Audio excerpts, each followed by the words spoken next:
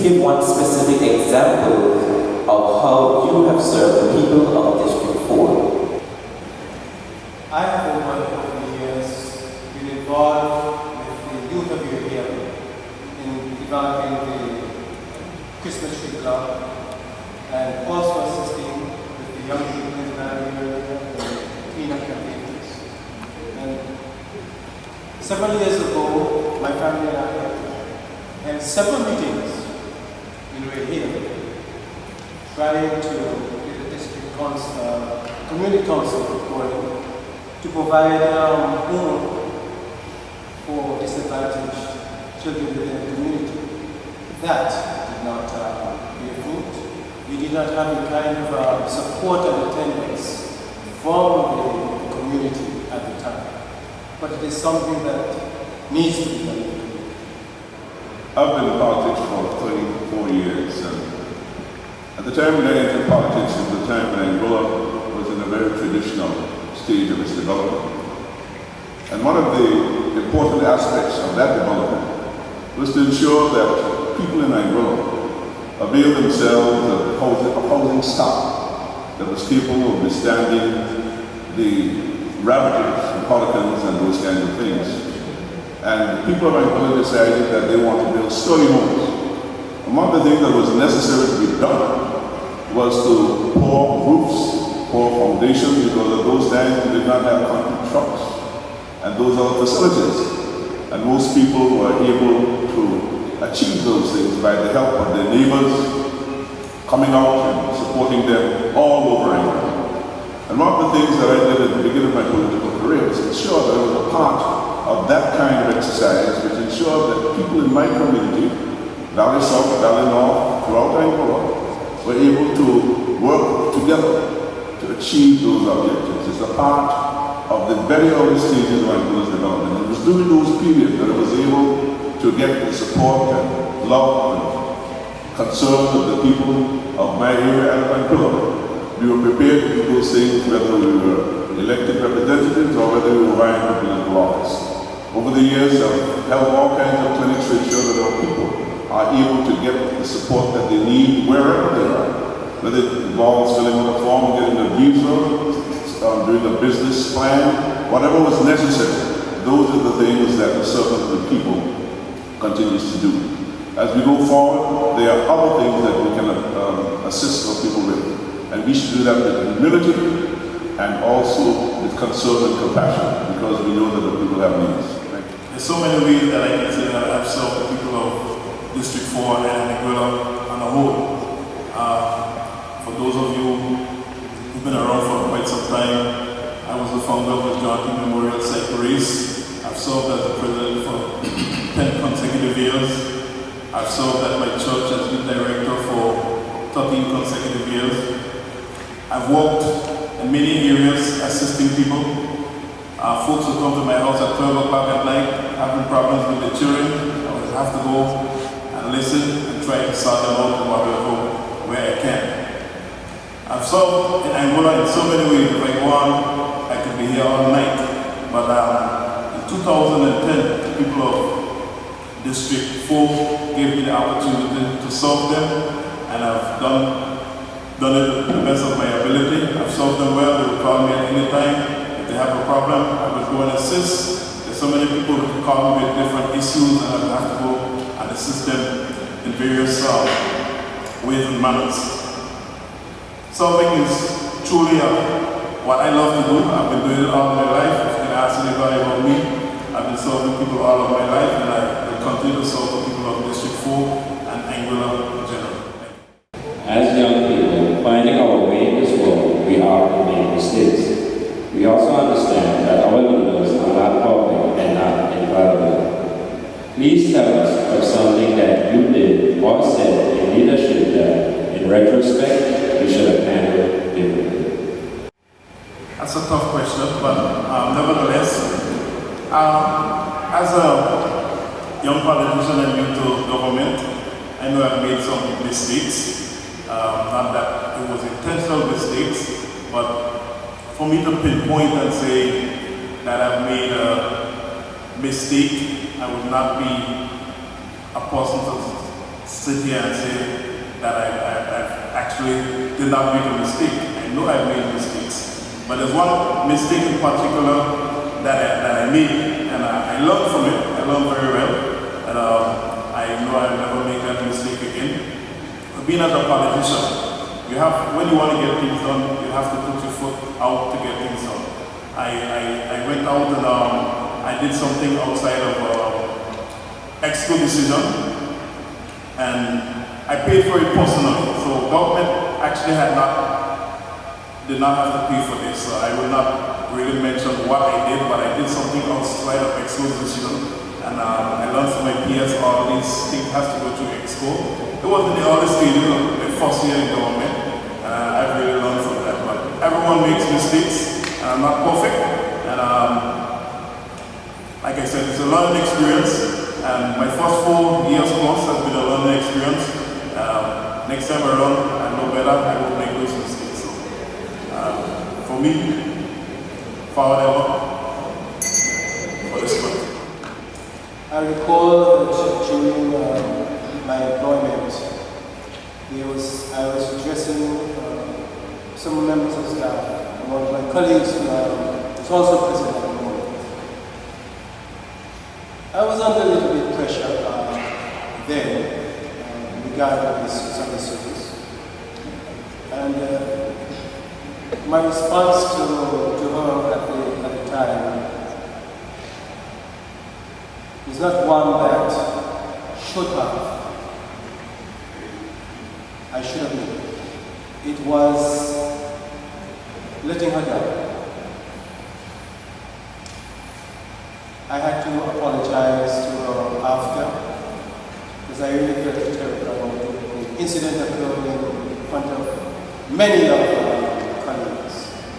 And it was something that I sincerely and honestly regretted at the moment. But there are times when you are pressured, you have other pressing matters, and in that moment, without thinking through clearly, that response came out which embarrassed me.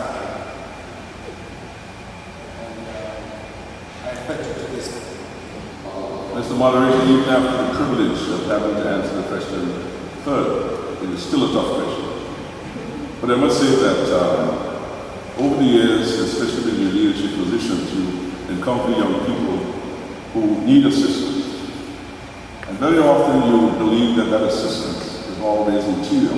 You don't take the time to sit down and talk about the issue that's affecting them. And very often, rather than responding quickly with the answers that they want, it could be more positive that you respond to them with some advice.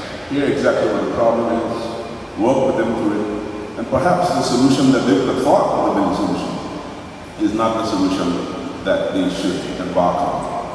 And oftentimes this situation has arisen because as an elected representative, especially when you're a minister of government or involved in business, you get very impatient in responding to issues, and this is a part of our human nature, as my colleague, Mr. Nonsa said. So it's important for us as politicians to take the time to listen to hear what the issue is, and rather than responding to it in the way that individual may want you to respond, you take the time to listen and perhaps come up with a more appropriate answer and response. What leadership qualities should Ant Williams most keep in mind when comparing candidates? Well, one of the most important leadership qualities that Ant Williams should keep in mind when supporting all candidates is to look for honesty, look for integrity, and look for ability. It is important that if somebody is honest, it doesn't necessarily mean that they can assist you in delivering what Angola deserves or you deserve. So I think that his entire package is important. At the end of the day, Angola is a place which is in the developmental stages, and there are a lot of things that we have to address. And we need to have people who are capable of addressing those issues They should be tempered by honesty and integrity. It is very, very important. It's an important aspect of leadership that you should be honest. But in addition to that, they must be capable leadership to understand the issues and not only give you the answers that you think that you want. There's no easy fix to the situations here in Angola. And sometimes we as leaders have to take tough decisions. And very often our supporters and the Angolan public as a whole does not understand what the issues are. We have a responsibility to educate them on those issues, because if you don't confront those issues on a daily basis, you have a tendency to look at one side of the equation. We as leaders must lead when there are issues that affect our country, and we have to learn, teach, and educate our constituents, our supporters, how we should arrive at those decisions, and then those decisions are in the best interest of them and everyone. I firmly believe that the electorate should be looking for honesty, integrity, and men with vision. I say honesty because too often, as politicians, we say something and we don't mean it. Our constituents come to us, or my experience in that, what I gather from our constituents. They've been to so-and-so. They've told them, given them a response. Oh, come and see me tomorrow or next week. When next week comes, it is yet another excuse as to why I have not been able to deliver. I am firmly believe honesty reflects something in your character. And when you have given a word, it must be your bound. When people come to you as constituents, you must recognize that when I approach Mr. Kentish and he says that I can deliver so-and-so, I can do so-and-so for you, it can be done. If I can't do so-and-so, I must be able to stand up as a person. Be strong enough to tell you to outline the reasons why I can't do it, why under government policy that this is not permitted, etc., etc. Visionary. Integrity goes a long way in terms of ensuring that there is no conflict of interest in carrying out your functions as a Minister of Government, or vice versa. Visionary. Being visionary is an aspect which looks at people being able get other people within the government to function, to share your vision with them and get them to buy in with them, to get the country moving in a particular direction. That's what we're looking for with our leaders. The first thing I would think that we would want to look for as a God-fearing nation, and we call ourselves Christians, we need to look for a person who fears God. If you don't have a leader that fears God, your country will be in chaos. You need to look for a humble leader, one that's down to earth, respects everybody's opinions, even though you may disagree at some point. You need to look for a leader with some character. You need to look for a leader that's honest. And you need to look for a leader with vision.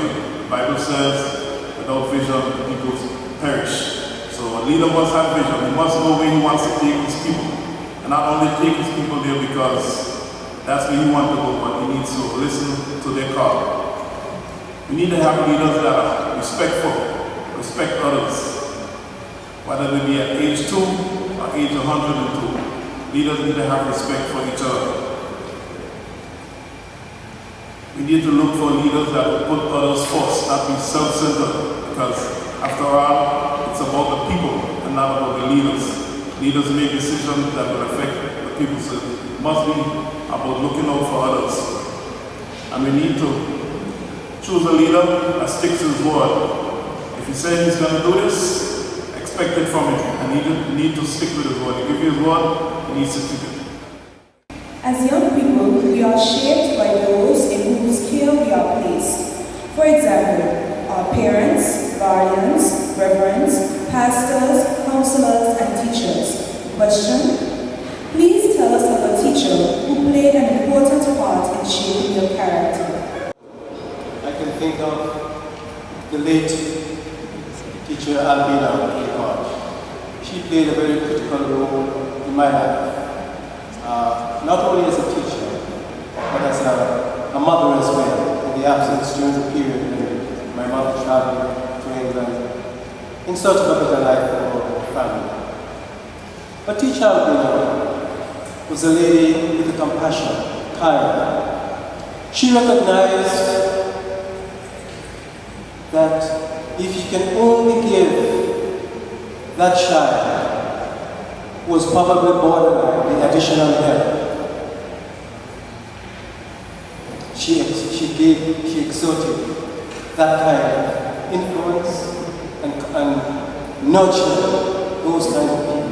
There's so many people who are teachers today who benefited from that kind of care and attention to her profession. Teacher Bina was a really remarkable person in this regard.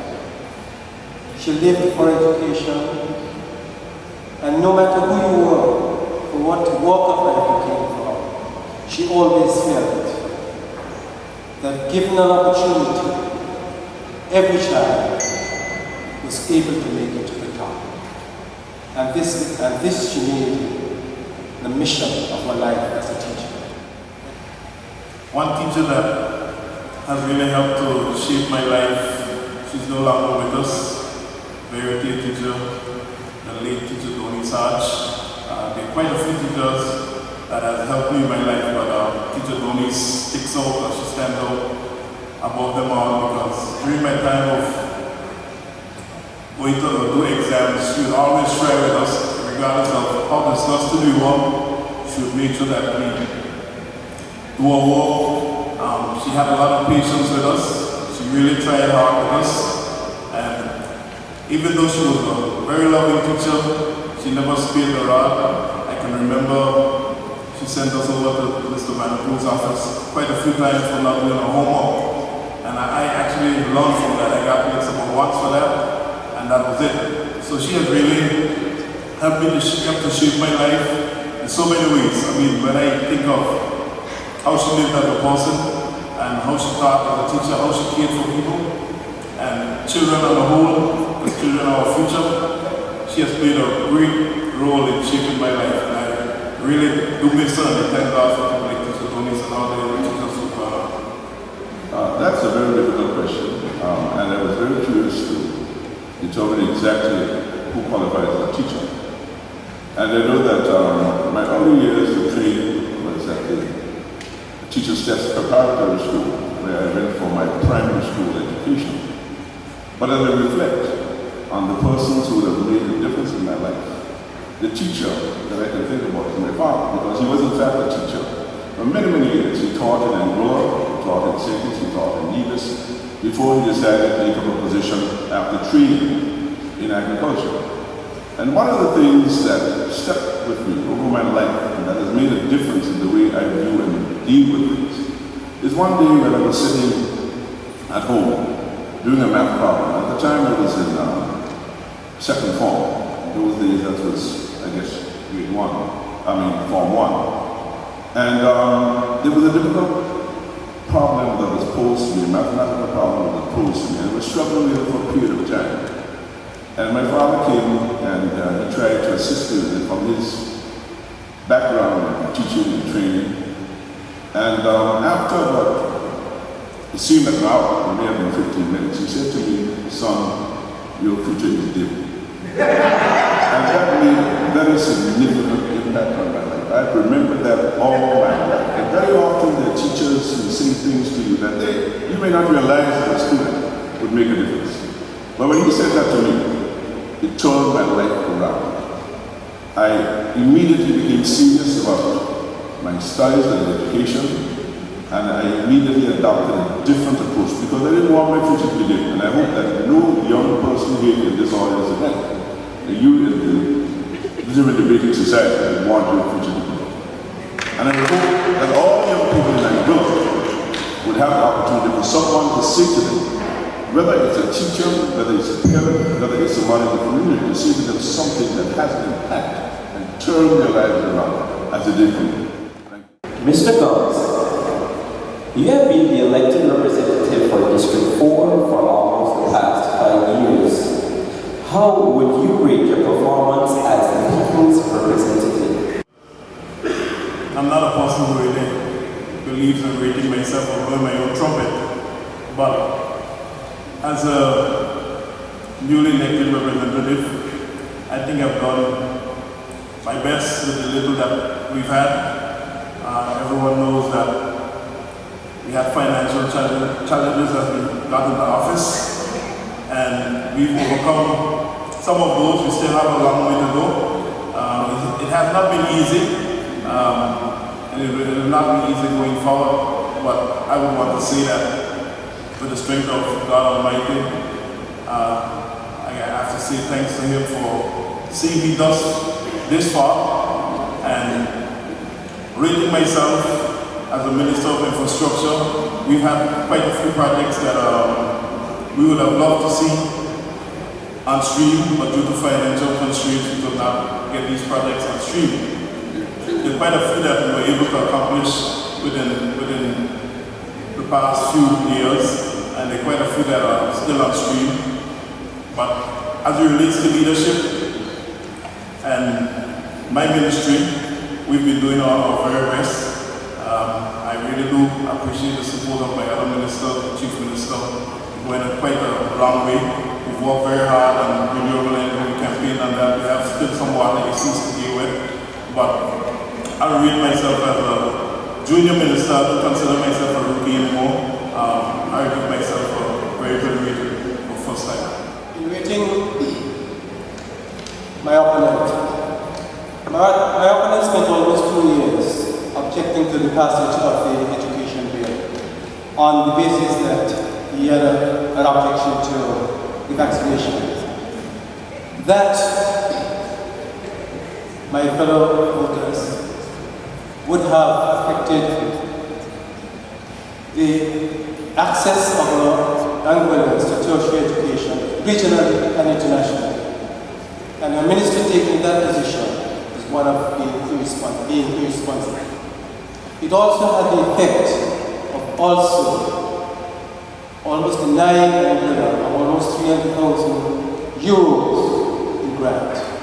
And at the same time, it held up the validation of the TVET program. Clause D of the Water Corporation Act, which provided for the Minister of Finance to set up a three-man committee to work with the Water Corporation to ensure that the bids and bidding process was fair. He had that removed. Not even the governor's urging that it would have exposed the government of Angola to serious liability, and we would not know what water rates that consumers had to pay. Not even that could have urged the minister not to go in that direction. We have the fuel crisis today. They failed to pass the renewable energy legislation. Global oil prices have tumbled 30%. Today we're still having them at $18.38 at the pump. He should be challenging the suppliers to have the prices reduced at the pump today.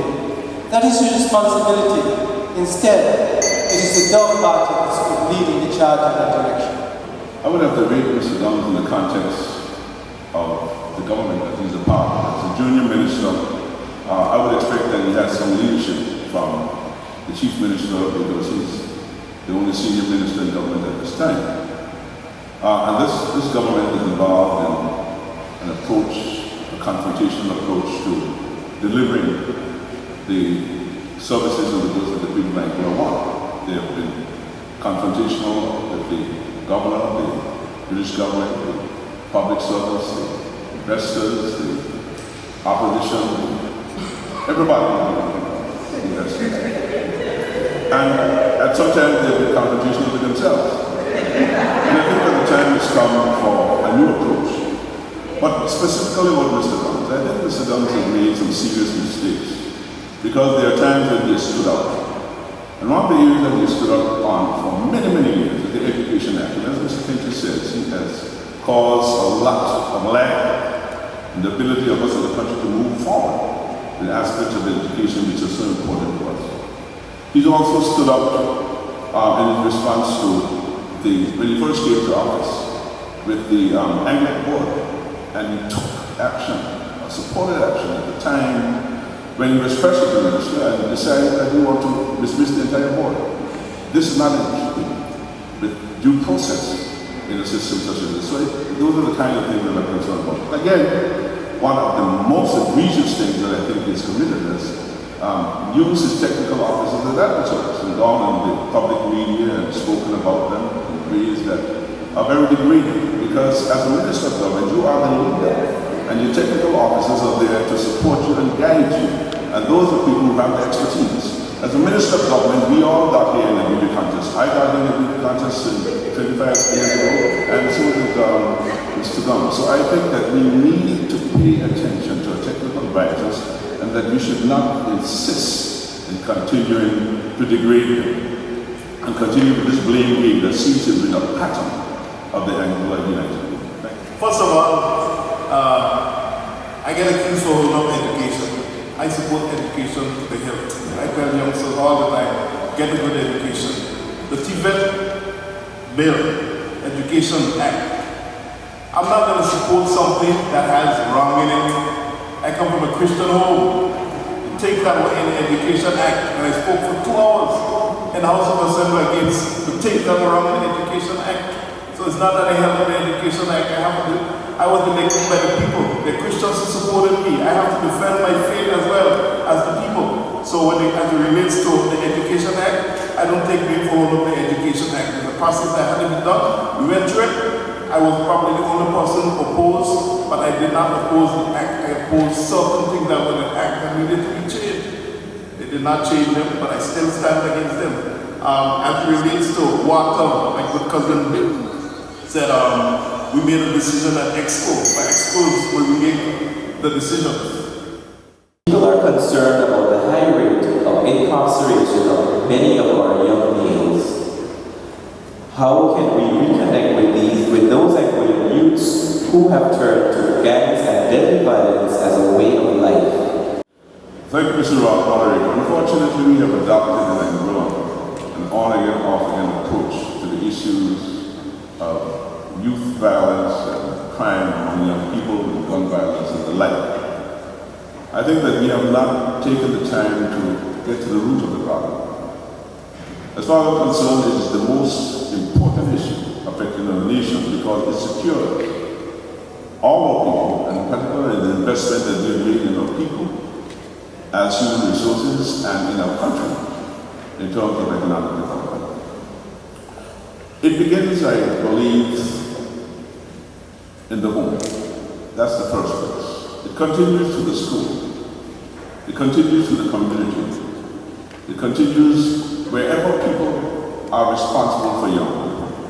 But it is not a school problem, a home problem, a community problem, a church problem. It is our problem. And I think it has to do with care.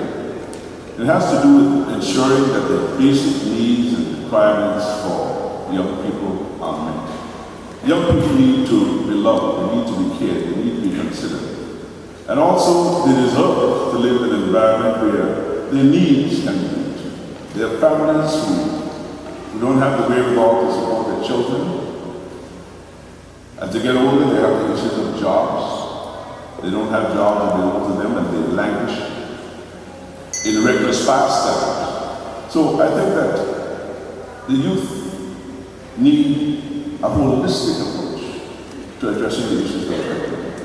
And we as a nation must begin at the beginning. The Anglo United Front came out with a proposal that we would have submitted to the government. And I think that beyond politics, that any proposal that comes before us, we should consider it, look at it, because there is something good in everything.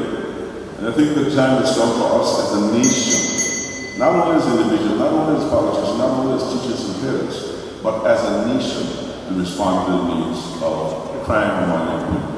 there are quite a few things that we can do, not only as leaders, but as adults on the whole. The young people has lost love for each other. I think that way it all started that we kind of blame government for everything, but it all starts at home. But as older folks, we need to sit and talk with the young people. I don't know how many of us would pull over to a youngster, say, let's go for dinner, let's do something, let's have a talk. I think some of these things that we're lacking, we need to pull over the youngsters, take them for a drive somewhere, just sit and discuss with them, hear their concerns, let's see what's going through their mind. You can make a difference in their lives as seniors. But we just can't sit back and say, he's a bad boy, pass him on the street. Stop, give him a lift, when sometimes the little things that you do would make a difference in a young man's life if he's having trouble. I think they're looking for an ear. They want someone to hear them.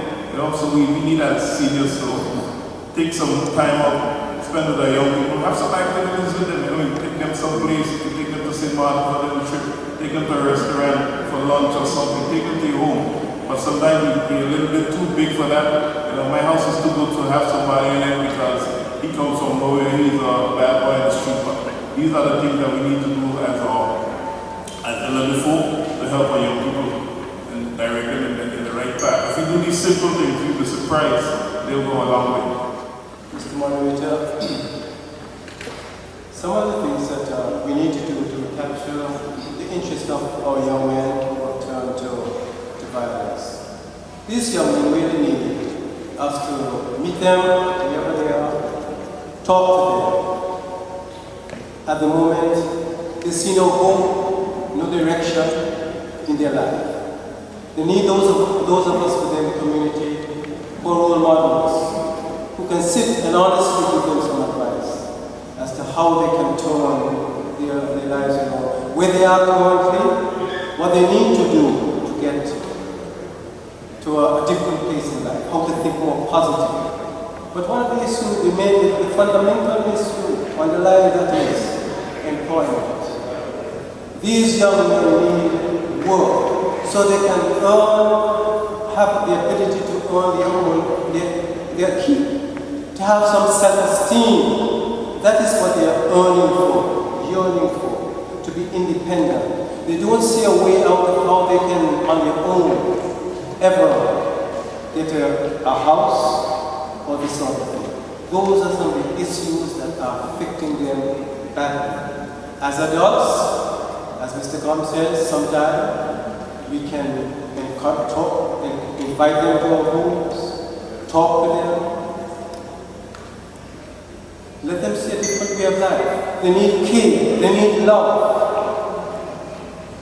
But most of all, it is that ability among them to have an employment, to be able to stand on their own feet and not to engage in deviant behavior.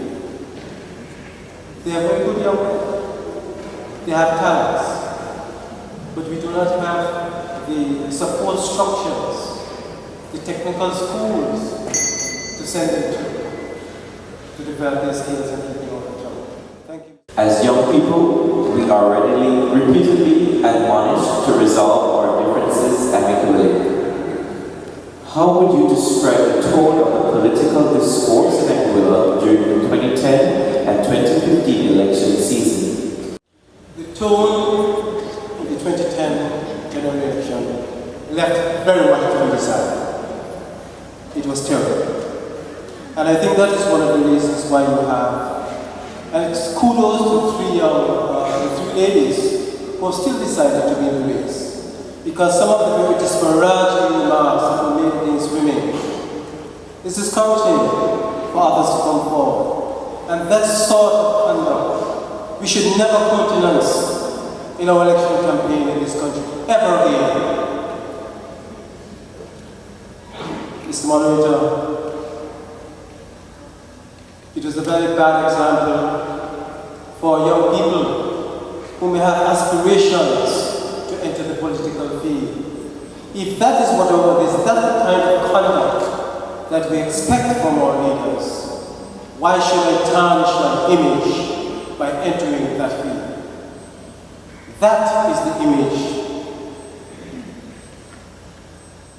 that we are giving to our young people. And we must, in 2050, raise the bar so that you, and we are very proud of you as young people of the Albanian and Israeli Debating Society. We want you to be able to come forward in the future. That is why the conduct in 2015 must not descend to that is what it was in 2010. I know the conduct for the 2015 campaign is on the way. It's getting fiery. I don't condone everything that's been done, all the talk. I hear lots of negative coming from our podiums. I don't support the bashing and so on. I believe in dealing with the issues. But people need to understand this politics. Because at the end of the day, if Mr. Banks attacks me, I attack Mr. Banks. At the end of the day, we still shake hands. And we need to not this kind of divide among ourselves as people. But it's all politics. But I don't believe in candidates really going that deep into people's personal life and so on. So I won't, like I said, I won't condone everything that they said, but I think we've gone thus far for a couple of months, and I think we're going pretty good. We may think that Angola is bad, but I've been to lots of political meetings, and you wouldn't want to hear the stuff that goes on there. Not saying that Angola should follow their pattern, but we should set the stage and be different, and I believe in being different. But I do hope and trust that as we go forward to the remainder of the campaign, that we'll be clean and have respect for us during this campaign. Thank you. Thank you, Mr. Moderator. I'm encouraged by the statements of my colleagues, Mr. Gowns and Mr. Kentish, about the nature of the political campaign. Because over the 34 years that I've been in politics, I've been a victim of a lot of that kind of thing. And to this point in time, it has been totally unwarranted. There's been nothing to substantiate anything that has been said. And I'm very much concerned about that kind of inflammatory behavior. And I've resolved myself, particularly in this election campaign, to do everything that's in my power to ensure that those persons who perpetrate that kind of behavior are dealt with. And I want to promise you, Mr. President of the Albion League Hearts Literary Debating Society, that every occasion that I have the opportunity to discipline any member of these platforms, or any member of the community, because of the inflammatory behavior that they continue to perpetrate on political platforms and publicly, the Angular Literary and Debating Society will be the recipient of a contribution. Because I believe it's important that we put a stop to this. It is not good for our people, it is not good for our young people in particular to believe that that is politics. It is not politics, Mr. Douglas. Politics is conveying to the people who you serve your vision, your policies, your programs, what you want to do to develop Angola. And you should convey that clearly and without the need for defaming anybody or continuing in this campaign of blame and shame. The time has come for us in Angola to deal with the issues. Of course, on every platform there are people who respond. We all respond. But I think that we as parties, and I've been encouraged by the comments by Mr. Kentish and Mr. Douglas, that in the future, this 2015 campaign will not be of the same nature of the 2010 campaign. Thank you very much. Here is an excerpt from a November 7th letter to the editor of the Angolan newspaper, and I quote, "Dear Sir, it is difficult to understand why persons who do not live here in Angola should be eligible to vote in our election. Dropping in for election day, casting a vote for friends or family, and hopping back to wherever you came from is definitely not helpful to Angolians who are struggling here at home. How do you know if I can feed my child after election day? And rather, why should you here? Your job back there is safe and secure, so stay away," unquote. Should persons who have not lived in Angola for many years be eligible to vote in our elections? Well, in Angola we are governed by laws, and there's no law stating that persons not living in Angola can vote. So I don't see why we should stop them from voting. Some of them have property here, they have relatives here. It's their choice if they want to come back home and vote. I know people have a concern, say, they don't live here, so you come make a decision for us and you go back to America, you go back to St. Thomas, and we have to live with the decision you make. But by rights and by law, they're Anglians, they have the right to vote. Telling them they don't have the right to vote is like telling a Caribbean national who's lived here for 15 years he doesn't have the right to, he has the right to vote. So you're like going contrary, but they do have the right to vote according to law. So it's nothing that we can do about it. Unless the law is changed to suit them, then there's nothing can be done about it. So I support them coming home to vote if that's their choice. I don't have a problem with that. I do hope and trust when they come home they make the right choice that we all suffer. The issue has been that Anglians who have traveled abroad historically to make a living, to send back the support for their families, and continue to maintain residences in Angola, own land, have interest in Angola, need from time to time to understand what the politics of the country are, and as a matter of fact, they follow it because of the new developments in technology and media. So the developed nations have found a solution to this problem in terms of absentee voting. And I think the time has come for us to find a solution to this problem. It is important for us to recognize that people who don't live in Angola travel abroad for different reasons. Some of us have been born in other countries because they didn't have the medical facilities in Angola. Some of us had to go to other countries because there was no work in Angola at the time. And I think that they should not be disenfranchised for making a decision on the future of our country by being prevented from voting. There is, of course, the need to change legislation. And I think that the time has come that we, on this podium, members of the Angola United Movement, members of the Dog Party, and others who are independent should consider thinking about legislation to progress this issue. It's important that it is done. It's been spoken about the various platforms and been discussed in the Constitutional and Electoral Reform Committee, and it's time for us to take it very seriously. First of all, it's expensive. It's expensive for the individuals who want to pay the passage expenditure. It is also, unfortunately, expensive to parties and other individuals who want to bring them back home to exercise that democratic right. So I say that I think they have, I strongly believe that they have that right, and I believe that it's time for us to find a solution. Thank you very much. Our people have migrated over the years in search of a better way of life.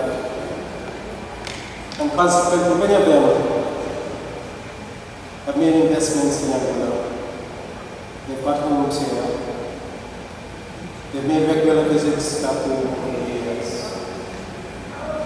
And it is my view that with technology, they are always keeping abreast of issues that are happening on Angola today, and are quite capable of making informed decisions as to who to vote for or who not to vote. But the genuine question that one poses here is that are they coming home? Will they come home on their own steam? Are they being funded by political parties who have access to special funding? This is my concern. But they have a right if they want to come home to vote. And if they're going to pay to come home to vote and have that kind of interest to exercise their fundamental right, that I believe it is quite enormous. But where funds are used to influence, to bring people home, to influence the outcome of an election, that to me seems a bit unfair. But overall, we seem as a people, this issue must be addressed seriously in electoral and constitutional reform. Because our people It is our view that in going forward, Anguillans in the diaspora must be an integral aspect of the future development and recovery of our economy. Thank you. In Section 5 of the 2007-2009 Country Poverty Assessment Report, which examined the political dimension in Angola, it states, while in some areas, local leaders do meet from time to time to discuss matters of concern to residents, there is little political activity except the leading up to election time. Question: are the voters being used and then ignored by some politicians? Thank you very much, Mr. Moderator. I think that there is a lot of communication that takes place between the voters and the electorate through talk shows and radio and those kind of programs.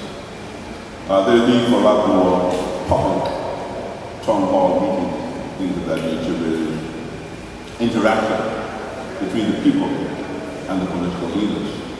So I have a sense that that is a very important aspect of what needs to take place. And one of the concerns, especially with the various programs, is that there is a lack of journalistic ethic in the way a lot of things are presented to the people. And I think that that is an area that we need to improve.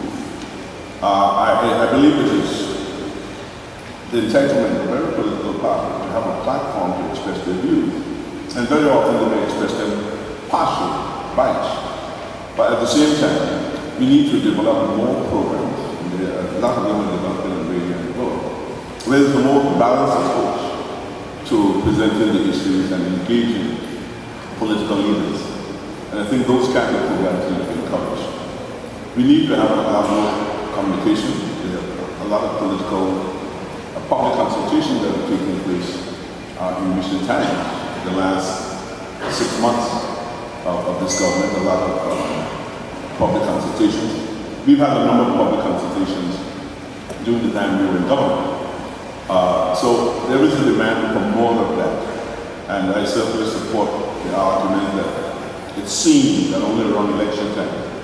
Unfortunately, election time for Angola seems to begin 2 years before election.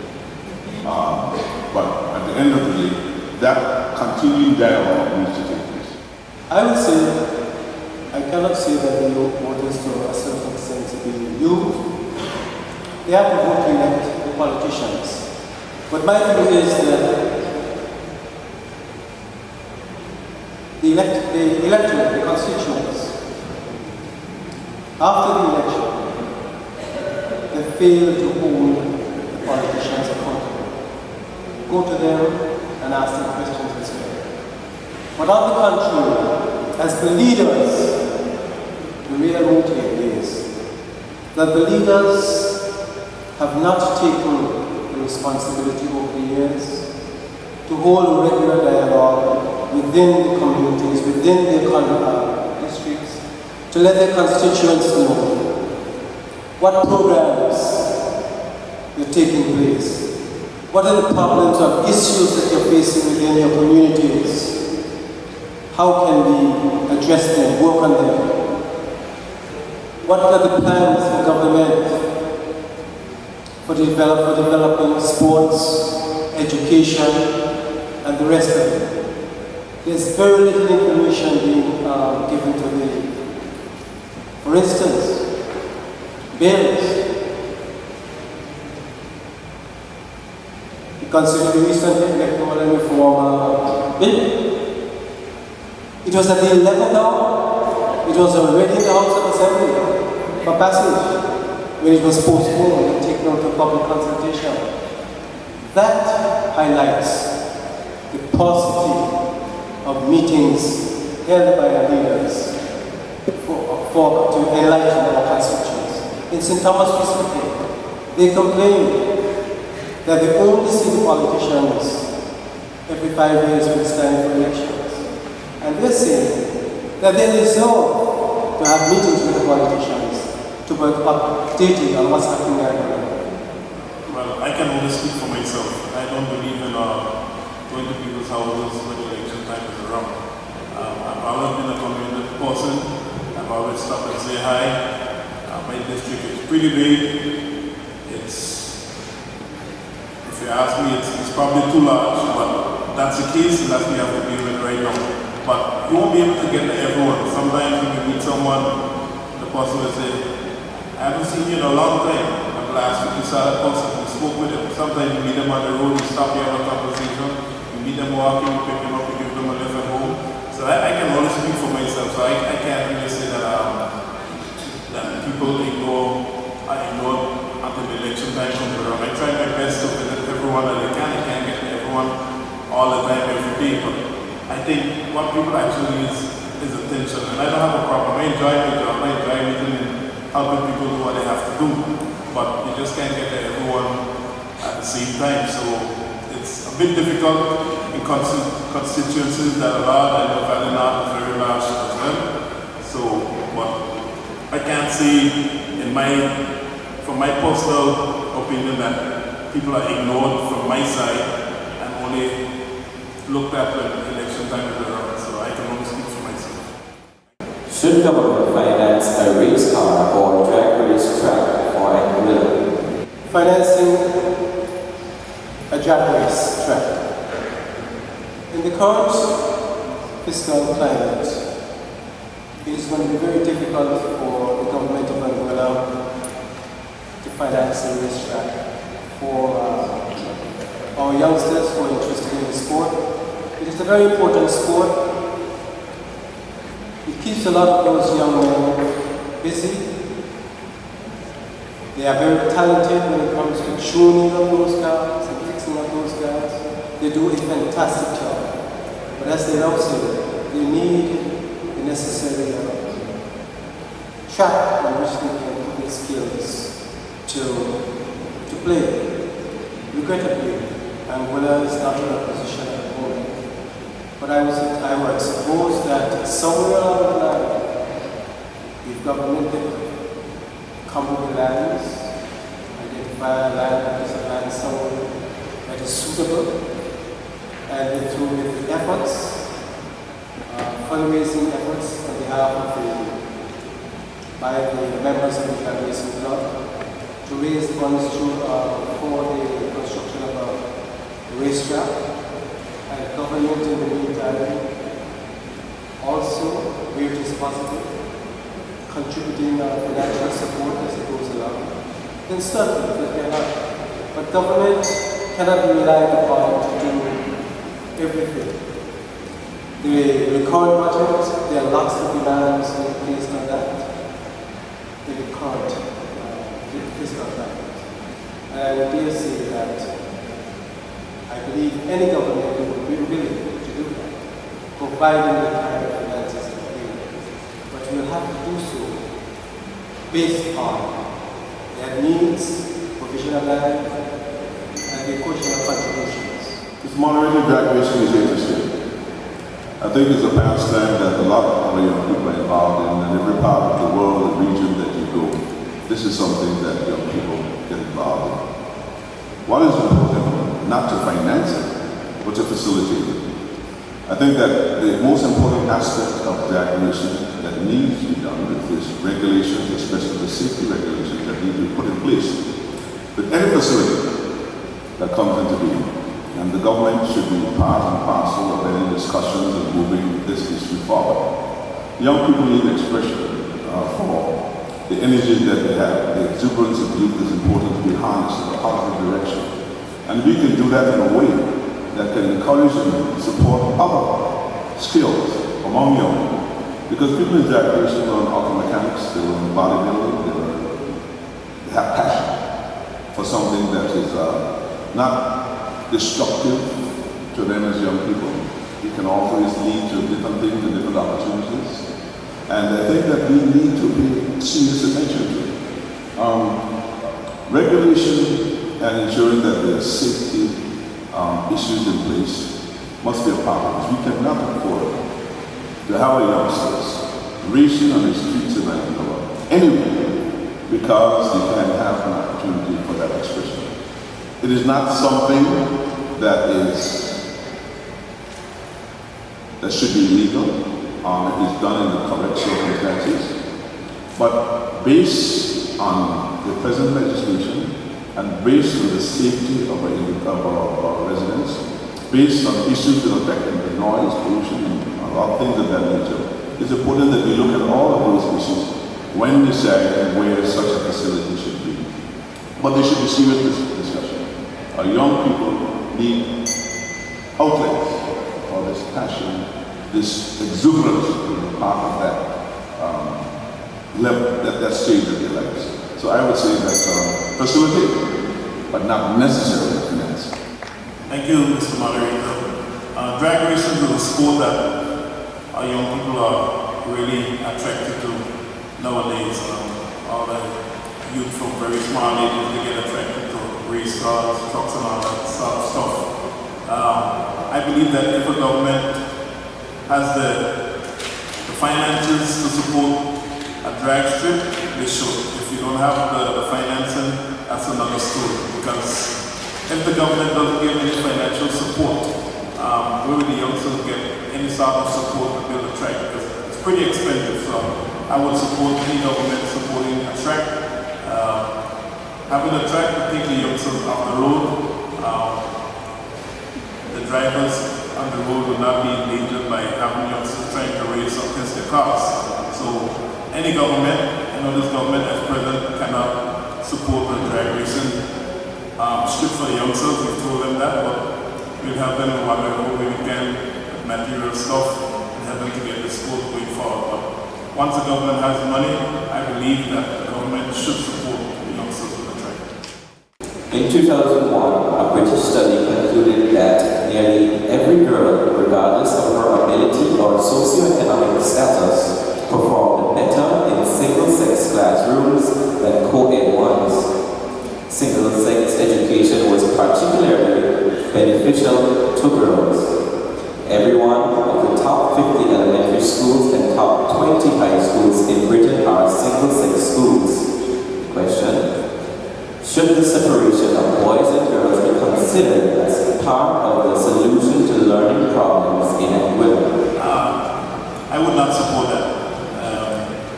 Number one, when you go to school to learn. I think our students, and I must commend them, they did very well in the exams this year. We had quite a few of the top students, and I must commend them for that. I'm really happy to know that they're taking education serious. I always tell the youngsters, get all the education you can all the education you get, because it's important. I usually use a little joke saying, if you don't have education soon, you will need subjects to work on the garbage truck. So get all the education you can. But I don't support the separation of students, male in one class, female in one class. That could cause some other things to arise as well. So I don't think that because classes did well in that area, with girls in one section and boys in one section, I don't think that that's necessary. True, I do. They did so well in the grades, but I believe when children go to school, they need to focus on the schoolwork, regardless if you have a lady sitting next to you or a young man. Focus on your teacher, concentrate on your work, your schoolwork, and you will do well. So I don't support the separation. Based on the performance of our young ladies so far, and young men, I do not will not support the separation of boys and girls at this point in time. Both sectors have been performing fairly well, female in particular, but in recent times we've seen our young men stepping up to the plate and earning quite a number of passes. So there seems to be a settling down of the young men and more concentrating now on getting themselves into the education learning, rather than being distracted from going to school and really learning. So I am of the view that it is better for them and more rounded in terms of ensuring that they get a rounded education, socializing, learning to respect each other's space, etc., and being able to communicate with one another and respect each other's views. This, I believe, is part and parcel of a rounded education for both our male and female students. Parents have choices, but I believe that young men and young women in the educational environment is a part of the socialization process. We live in a society made up of men and women. We live in families made up of girls and boys. And eventually, as we enter through life, the family will comprise men and women. I think it's important that what is required is the management of the educational process, where we have schools with boys and girls, and this has been a successful story throughout the history of Angola. We have never had an all-men or all-girls school, and the result of that has been not negative, it has been positive. Young people have been very well socialized, and I think it's something that we should persist. The importance of the environment where there are boys and girls in one school or one educational environment is that we should put in place programs in the schools that allows them to understand each other and appreciate and respect each other.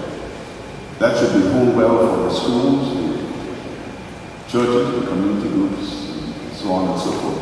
So I think that I would not be, when I support my colleagues, that I would not consider the idea of separating young boys and young girls in the education experience. In 2011, in the 2011 Teacher Quality Policy, it is recommended that after 10 years of competent service, a teacher will be eligible for a maximum of 6 months sabbatical and 1 year sabbatical for those with over 15 years of service.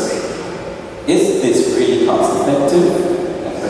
Not only is it cost effective, I think it's necessary. I think we should continue to improve the quality of our teachers. As teachers progress in the system and become more dedicated and committed to the avocation of teaching, we should encourage them. And one of the ways to encourage them is to expose them to new ideas and new training opportunities. And when they come back, they can assist younger teachers from the benefit of that experience that they've had overseas. So I think it's essential. Every other profession, we take an opportunity to refresh ourselves. Unfortunately, in the teaching profession, unless you do it on your own account, and sometimes the teacher exercise, the teacher's role is often seen as an 8 to 3 job. But at the end of the day, the teacher must take home work. The teacher must improve the skills. The teacher must improve his or her skills. The teacher must prepare material and research material for the students. This is an ongoing process. But the methodology of teaching, which is improving and being fine-tuned every year throughout the education system throughout the world. We're talking about whiteboards, we're talking about computers in classrooms, we're talking about a range of things, in addition to other teaching methods. So these are things that are important for teachers to refresh themselves and take an opportunity to go outside of this environment, which is a very closed environment from time to time, and have other experiences. I would support that 100%. I believe it's very cost effective in the long run. After 10 years service, it's necessary, if you're really interested in improving teacher performance and the performance of our students in particular, this provides them with an opportunity to go abroad, to upgrade their skills, to bring back new teaching methods that are there. So it is very important that we engage and commit this sort of leave for teachers to ensure that we remain competitive, not only locally, regionally, but the quality of our students that we are producing can hold their own on the globe, on the world stage. So I would wholeheartedly support such leave for students in advancing their teaching techniques, etc. it can only be done to the benefit and learning quality that's provided to the students. I do support this because, after all, we want the best for our children, and if we want our children to excel, then our teachers must be upgraded as well. So when it comes to costs, I wouldn't say that it's too costly for any government, because education is a costly on a whole. But if we want the best for our children, we want the best for our country, our teachers will have to be upgraded so they can teach our children, and our children can have a good education. So I wouldn't worry about the costs in this area, because I think it's important that it be done. So I would support it. Thank you. Availability of credit is crucial to economies. Indigenous banks do not have the capacity to finance large-scale projects. How would you bring about an increase in foreign direct investment? At the moment, financing on the global stage comes at a very high interest rate. And countries of the region, not only Angola, but the entire region, will find it exceedingly difficult to attract foreign direct investment at this point in time. The way to go about that would be identifying particular projects that are realizable, seeking the necessary funding in the market, those financiers who have an interest in financing such projects, probably something like the marina. That might be on the radar for those with funds for financing. It is these kind of projects that one will have to identify to attract, that will, at the end of the day, produce the kind of returns on capital that the investor is looking for, and at the same time, employment for Angolans. But I would say that the market for bringing forward the investment is very difficult, and it's left for us to identify the kind of projects. As I said, probably a marina might be one. What other developing or something like a fountain capital as a tourist possible site for visiting. We may find someone interested in doing that. Implicit in the question is the fact that you're talking about large investments. Because you said that the indigenous banks are not able to respond to issues of investments of a certain size. And the earlier part of the question, I think that is implicit in that.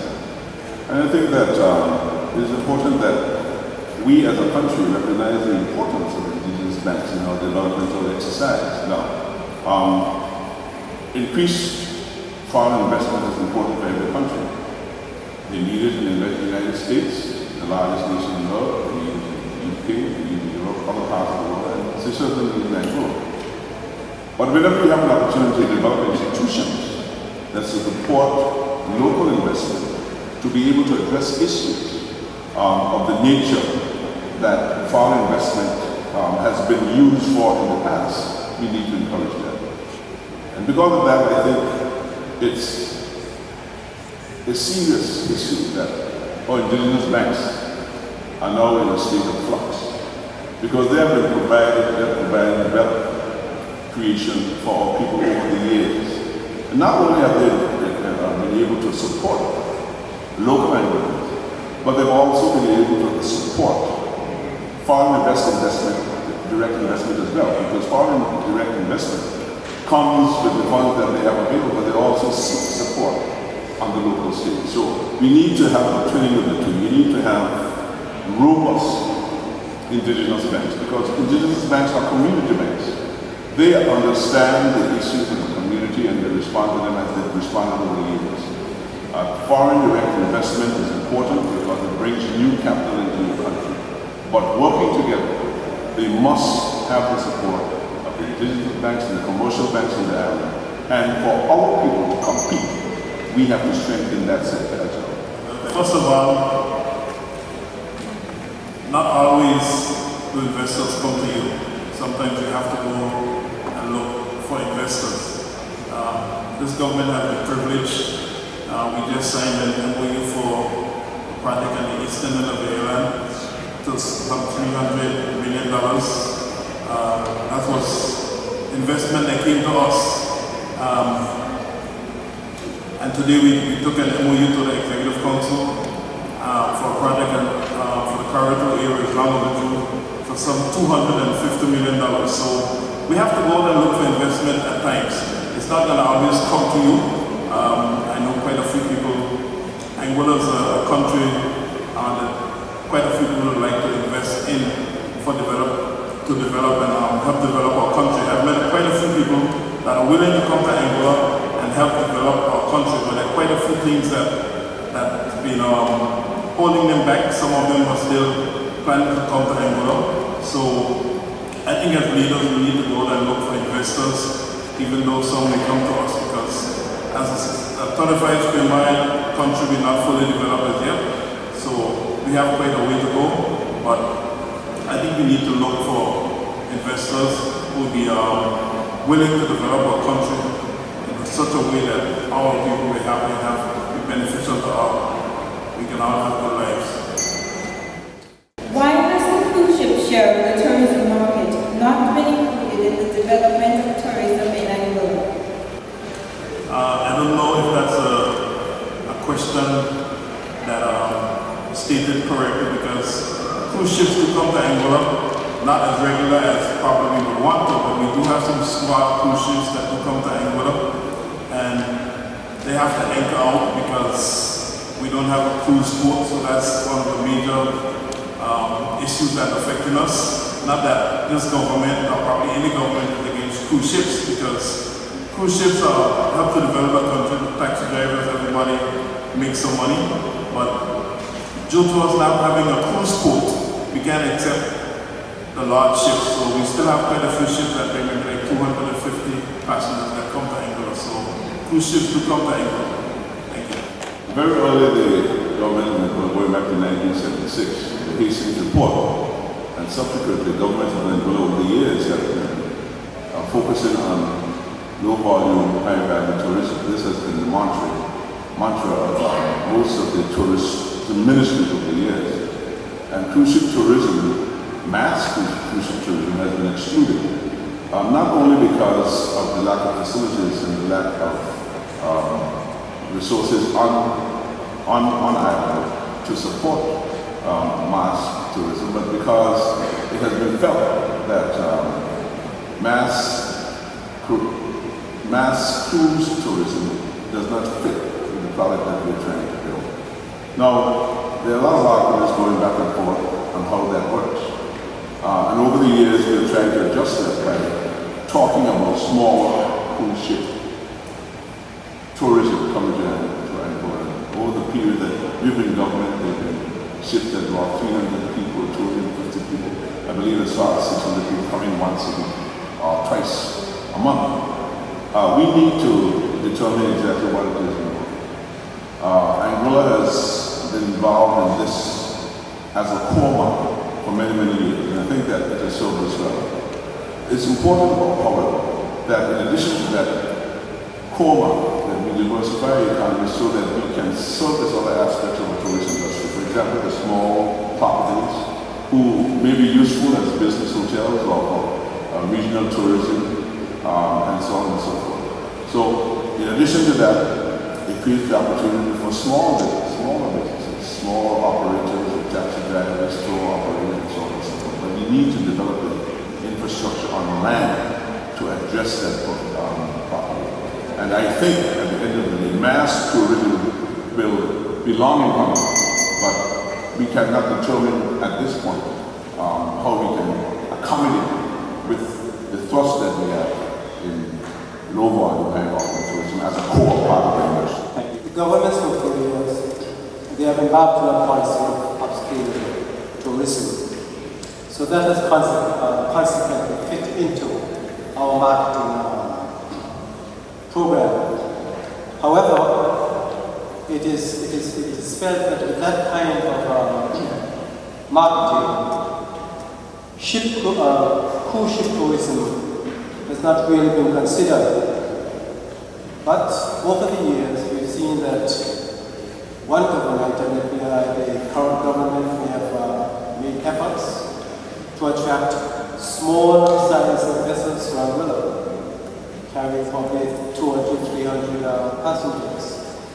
That is something that we will have to monitor, evaluate, what impact it is having on our economy, or in fact, is it something that we can add for our summer months through to the beginning of our winter months to take up the slack when after the major tourist season is over. But principally, I believe the problem has been that we've locked ourselves into that niche market, and over the years we have not really, as it has surfaced well, we have not found it necessary to remove away from it. But I think that the current financial crisis, global crisis facing the world, we may have to review that. Are those persons in that market coming to Anguilla in the numbers? Look at our hotel occupancy during the high months, probably up to 60%. Is that sufficient to really provide the kind of employment and generate the kind of activity throughout the economy that we know? 26 persons with disabilities participated in a focus group discussion. While some of these persons were working, several others were not or could not, and so they depended on family members for their survival. Some of these family members were unable to meet basic needs. They were not in a position to provide those household members who have a disability. Additional steps therefore need to be taken to provide for those who have a disability and for those who may also be poor or very poor, unquote. That was the 2009 recommendation. Have we improved in our care for the disabled and very poor since then? There's a lot of work to be done with the disabled in our community. A lot of them have been fending for themselves, have used their own creative and innovative talents to survive. I know there are a number of blind people in the island. I have a friend who is blind and he's struggling to achieve something for himself. Sometimes they are turned off by the system that they are not supported by government and governmental agencies to do that. They have been in the past. We have tried, as a government, past government, to find ways and means to employ such persons in positions where they can function. But the overall issue of those persons who are disabled has not been given proper focus by any government, to my mind, to the extent that it should be. And it is time for us, probably with the use of the social security system, a particular fund called the Social Development Fund, which could be used to provide opportunities for these people, not only support for life existence, but also opportunities for them to do things that can assist them to have a decent way of supporting and assisting themselves. So these are things that we need to really focus on. There are groups within the community. Everything does not have to be left up to government or the Social Security Board, but there are community groups and organizations that can lend assistance. I compliment a number of foundations. The Right Foundation is one of those foundations that helped young children or infants, children who have certain disabilities, and I think this kind of care in the community needs to continue. And we as government and leaders need to be part of it, supporting every way that we can. So I would say that we're not doing enough. It's time for us to do a lot more. Was there some persons within our communities who have certain disabilities? That does not mean we need to really sit with them to identify who they are. What are those disabilities? Are they motorists? Can they still have use of their hands? Do they still have use of their mental faculties? If so, what kind of programs can we put in place to assist them to learn new skills to help themselves? This is an area that government can get employed, get involved with, developing programs, or within the private sector. If the person is probably a wheelchair, but he has the use of his hands, very intelligent person, how can we find the work within the community, within some companies, to provide them with employment? These are things that can be done, because they can, in this way, they can be useful in helping to support themselves and relieving the strain on our family members. But we as a community must develop the kind of programs. Not only should the burden remain on government, but some of our social organizations, the Red Cross, the Lions Club, and many of the other social groups, can come together to look at how we can implement programs to make our disabled people within the community feel welcome and cared for. And I'm confident that we can do that kind of, implement these kind of programs. First of all, I must say that when it comes to the disabled people, especially children, my heart goes out to them, because sometimes I look at my children and I think that I have healthy children, because my children could be sitting in that position. But I don't know if government or any government can really do enough to help in these areas. Governments can do so much.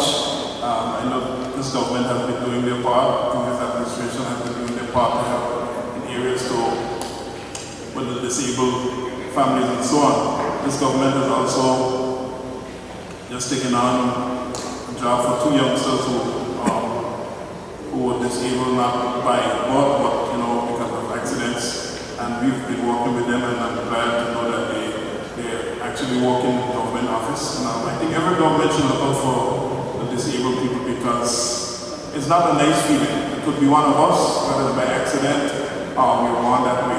But I don't think any government can do enough, has been doing enough to help in those areas. So I would support any government in helping in these areas to develop our young people, because they too are our children, they too have a life, and we like to see them progress, become better people in our society.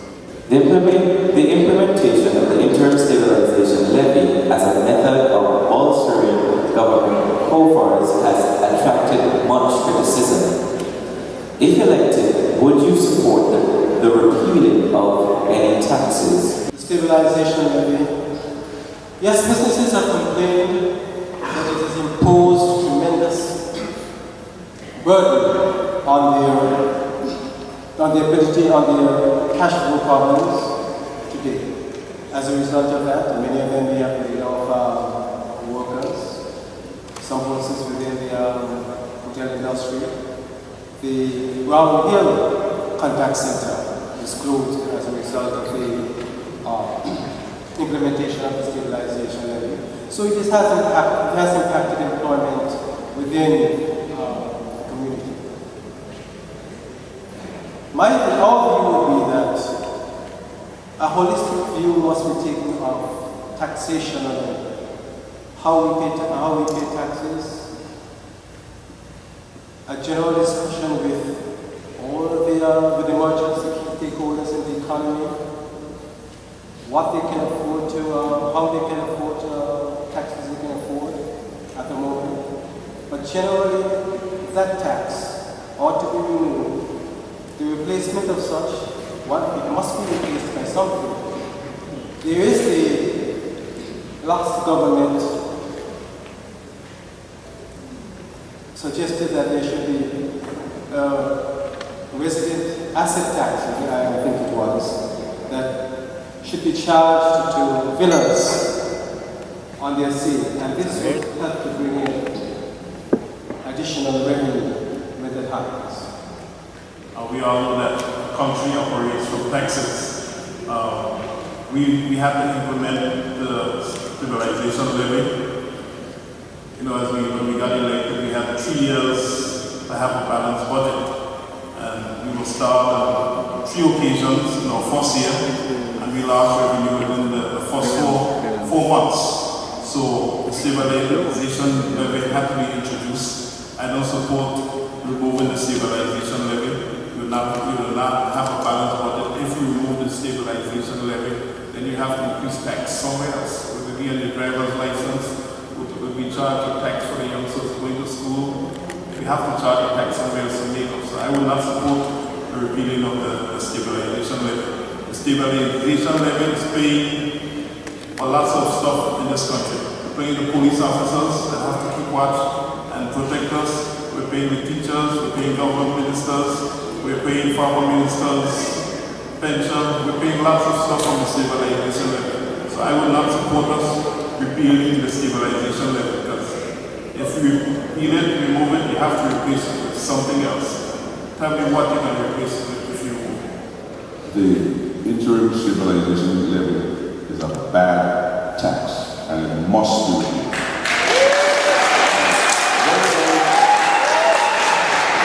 There is no objection to paying taxes, but there is an objection to paying taxes that are unfair and inequitable. The interim stabilization levy affects, for the most part, persons who work in the public service, persons who work for large companies and corporations, but it doesn't reach down to persons who are self-employed, persons who work for small operations and so on and so forth, because they are not able, the system is not able to reach them in the manner that it should, right? And the Inland Revenue Department is not able to police them. And you need to determine, find a way to make a determination what constitutes a wage. And a number of us, it's definitely a bad thing. The interim stabilization levy brings $14 million in revenue to the government.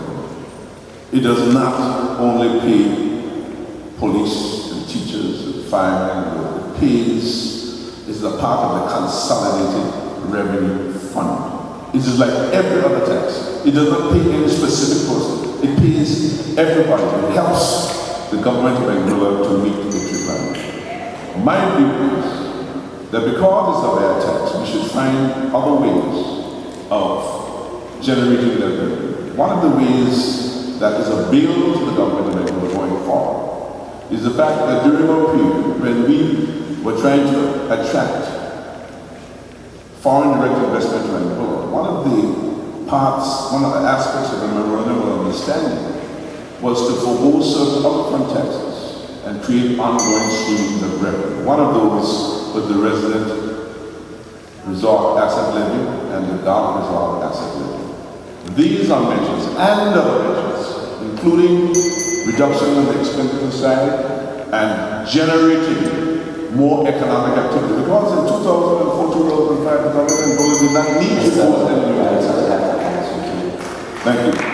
Please state if you agree or disagree with the following statement and why. The Angolan economy was less prepared to withstand the global recession than the economies of neighboring Caribbean islands. I'm not sure if I can say the Angolan economy was less prepared. I would want to say the politicians were less prepared because they did not make the right decisions. I like to use the quote that Mr. Bellingham used when he was here. When the rain was coming, when the sun was shining, they did not fix the roof. We can't do things when the rain, fix our roof when the rain is coming. We had things going, but we never, as the old people would say, we never put things aside for a rainy day. Another rain is here, and we all have to deal with it. So I don't want to say that Angolan economy. I would say I would put the blame on the ministers for making the bad decisions in that area. The question you asked is whether Angola is less prepared than other neighboring islands. And I would say that all the neighboring islands in this vicinity, this neighborhood, are islands which are involved in the tourist industry.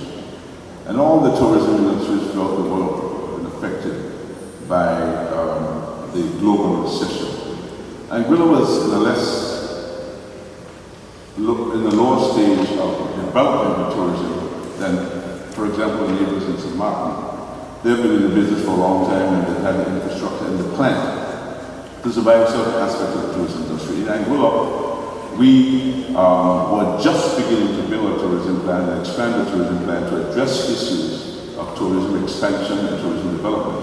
But more importantly, one of the key issues in surviving these kinds of recession is to be diversified, to have other areas which are not affected by tourism. We are small, closed, open economy, and we are affected with everything that happens, whatever part of the world.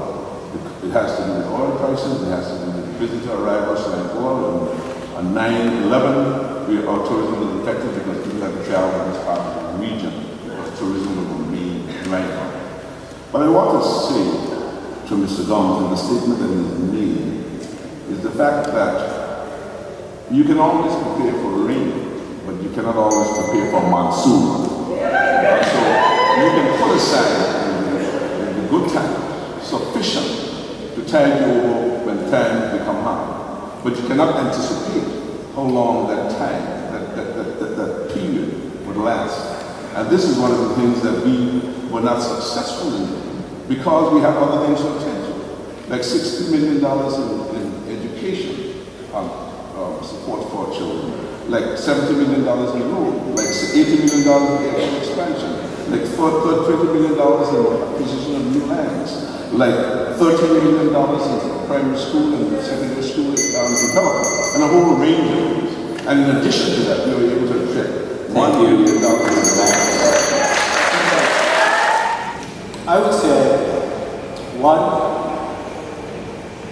take some kids in particular. They are in a position to export items. So they can, in a way, earn foreign currency and have net off. As I say, St. Kitts in particular, and probably Antigua as well, and some of the other neighboring islands, where they have export-oriented industries, would have been in a better position to cushion the effects of the global crisis. But nonetheless, because of their smallness in space, they too eventually have problems. And Angola, regrettably, we are import-oriented economy. We have nothing to export to balance, to bring that balance of payment into place. So it would adversely affect us in more substantial than any other believer or neighboring countries. An article in the Barbadian newspaper, Nation News, and I quote, Digicel is welcoming a position by the Eastern Caribbean Telecommunications Regulatory Authority, ECTEL, that the proposed merger between Cable and Wireless Communications, CWC, and Columbus Communications Inc., Columbus, is a matter of significant public interest for the region. In a statement issued yesterday, ECTEL announced that the proposed merger could potentially result in a negative impact on competition by reducing choice for consumers of both services and service providers. Should these and other companies merge to survive the financially challenging times, or are such actions dangerous in capitalistic markets?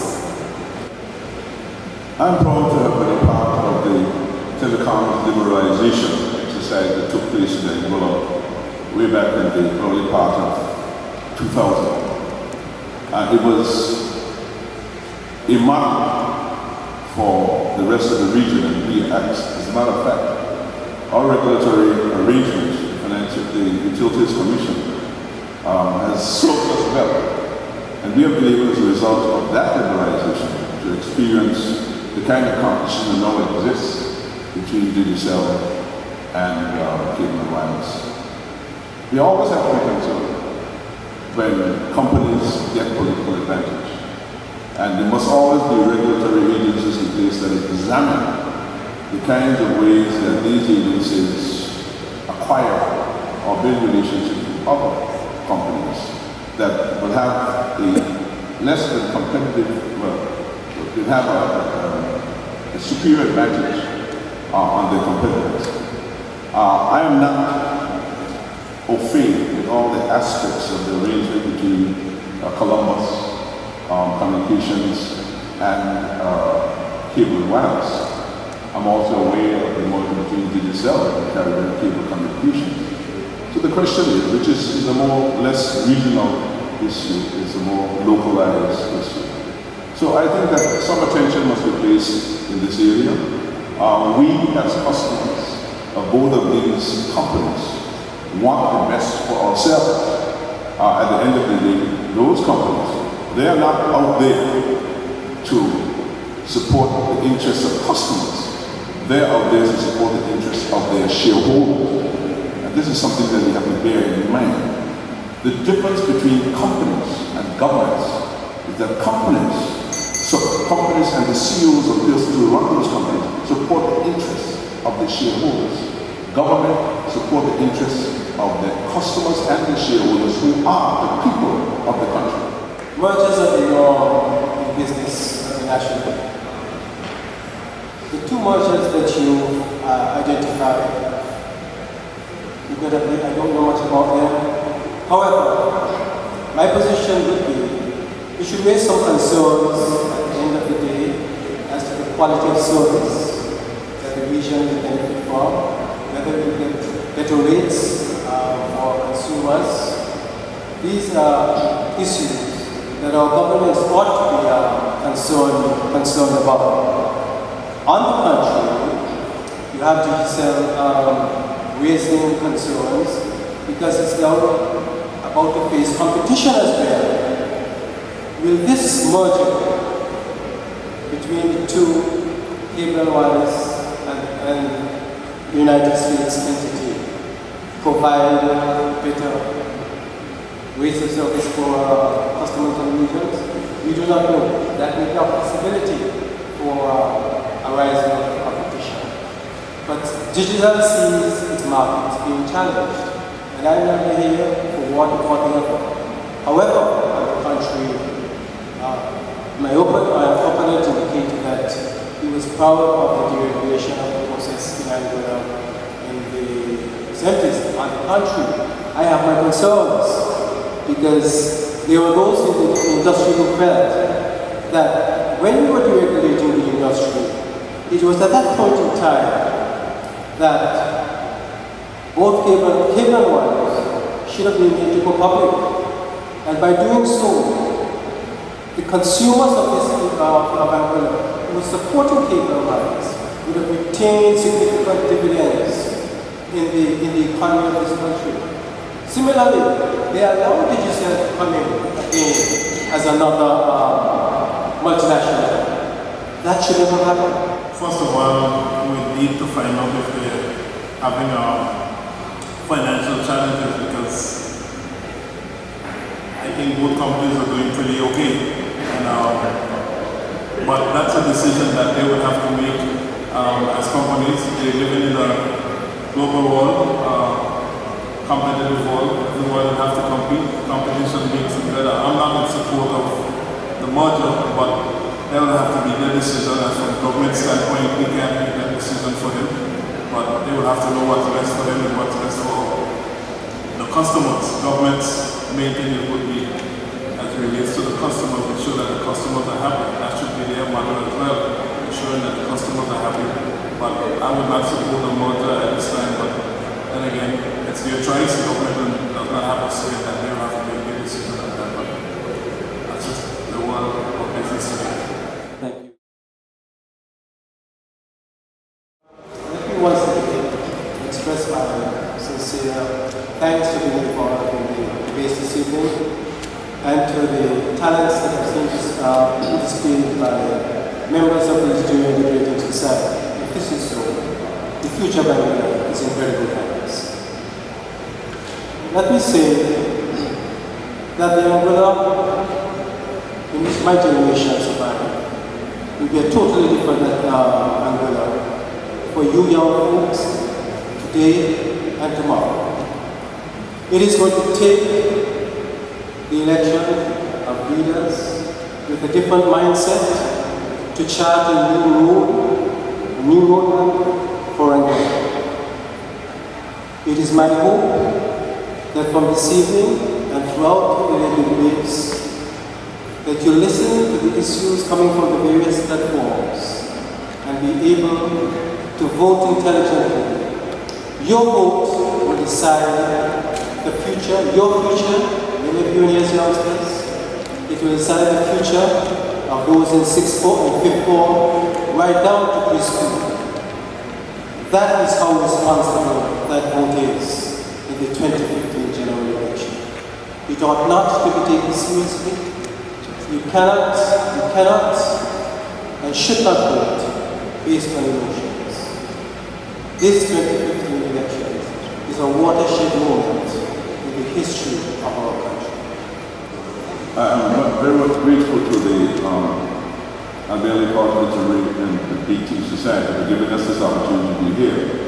Politicians have a tendency to be long-winded, and I can tell you, it has been a challenge to be able to explain some of those very important questions that you've asked in a matter of 2 minutes. But it shows that we need to sharpen our communication skills. The Angola United Front is a party that has been around since 2000, and I am as the leader of the Angola Democratic United Front. I've been in politics for 34 years. I bring a lot of experience to the table, 16 years as Minister of Finance, 3.5 years as Minister of Social Development, over 10 years in opposition, and a grasp of the issues which affect this country and an ability and a record of supporting issues and providing solutions to things that affect our country. I am here again as part of the Angola United Front and the leader of the Angola United Front to support my team of qualified candidates who are capable of delivering the vision of the Angola United Front. It's a vision that is not so different from the vision of 4 years in the Angola Revolution. It's to create an economy, create an Angola, a national development of Angola where people have training opportunities, people have jobs, people have business opportunities, people have an opportunity to create an investment climate that attracts investors and foreign direct investment to our country, that we can live in peace and harmony among ourselves and among our neighbors and the people who come to visit us at the destination. We have an opportunity to progress that vision, and you can only progress that vision if you have a team that is capable of leading you, and we are proud and our ability to deliver that. I'm proud of my record. I've served with a number of chief ministers of the past, the Honorable Osborne Fleming, the Honorable Hubert Hughes. I've served them in the capacity as Minister of Finance and various other capacities. And I've never been a person who, because of my service, I've put myself first. So I'm very thankful to you, Mr. Moderator. First I want to say thanks to the Debate Society for having us here tonight. It was a very interesting debate. We have got really latched on each other, so I think we still have a good relationship. But I would like to say to the people of District 4, I've delivered a lot of my promises. There's about 2 more to go. I promise to be dedicated to them. I promise a basketball court on Ray Hill I was able to do for 20 years. I delivered on that, and this is I'm going to use this as a model to take throughout the community. I've been elected just for 4 years. I'm not going to try and compare my record to Mr. Banks. He's been elected for a much longer time than I did, but he's in the Ministry of Finance and I'm in the Ministry of Infrastructure. So there's no comparison, but I would just like to say I'm still young and I'm vibrant, I still have the youth. So I would ask the people of District 4 to continue to give me that support for the 2015 elections when it comes around, and I'll make them proud. I've done my best.